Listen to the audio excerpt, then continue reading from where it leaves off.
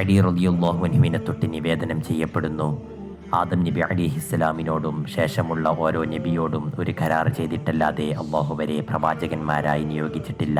ആ കരാർ ഇപ്രകാരമാണ്: ഓരോ പ്രവാചകരും ജീവിച്ചിരിക്കെ മുത്തുനബി സല്ലല്ലാഹു അലൈഹി വസല്ലം നിയോഗിക്കപ്പെട്ടാൽ പ്രവാചകൻ തിരുനബി സല്ലല്ലാഹു അലൈഹി വസല്ലമയെ വിശ്വസിക്കുകയും സഹായിക്കുകയും ചെയ്യണം. ഇതേ ഉടമ്പടി ഓരോ നബിമാരും അവരുടെ സമൂഹത്തോട് ചെയ്യുകയും വേണം.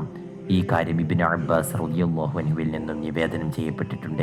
ഇപ്രകാരം പറയപ്പെട്ടിരിക്കുന്നു: അല്ലാഹു തആല മുത്തുനബി സല്ലല്ലാഹു അലൈഹി വസല്ലമയുടെ പ്രകാശം സൃഷ്ടിച്ചപ്പോൾ ആ നൂറിനോട് മറ്റുള്ള അമ്പിയാക്കളുടെ പ്രകാശങ്ങളിലേക്ക് നോക്കാൻ അല്ലാഹു കൽപ്പിച്ചു. അപ്പോൾ നബി സല്ലല്ലാഹു അലൈഹി വസല്ലമ തങ്ങളുടെ പ്രകാശം അവരെ പൊതിഞ്ഞു. അല്ലാഹു നബി സല്ലല്ലാഹു അലൈഹി വസല്ലമയുടെ പ്രകാശം കൊണ്ട് അവരെ സംസാരിപ്പിച്ചു. അവർ ചോദിച്ചു: അല്ലാഹുവേ, ആരുടെ പ്രകാശമാണ് ഞങ്ങളെ പൊതിഞ്ഞത്? അല്ലാഹു തആല പറഞ്ഞു: അത് അബ്ദുള്ളയുടെ മകനായ മുഹമ്മദ് നബി സല്ലല്ലാഹു അലൈഹി വസല്ലമയുടെ പ്രകാശമാണ്. നിങ്ങൾ അവിടുത്തെ കൊണ്ട് വിശ്വസിക്കുകയാണെങ്കിൽ നിങ്ങളെ ഞാൻ പ്രവാചകന്മാരാക്കാം. അവർ പറഞ്ഞു: ഞങ്ങൾ അവിടുത്തെ കൊണ്ടും അവിടുത്തെ പ്രവാചകത്വം കൊണ്ടും വിശ്വസിച്ചിരിക്കുന്നു.